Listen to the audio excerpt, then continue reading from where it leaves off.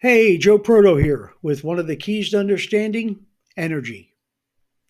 Replace energy takers like sugar, people pleasing, fear and doubt, sitting all day, overthinking, worrying, dehydration, living on autopilot, junk food, the news, resentment, gossip, clutter, and hate.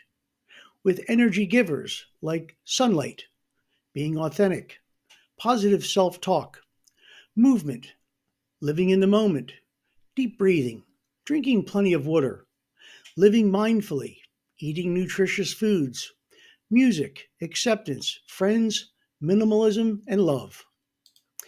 Each day we are blessed with more than enough energy. Invest it wisely.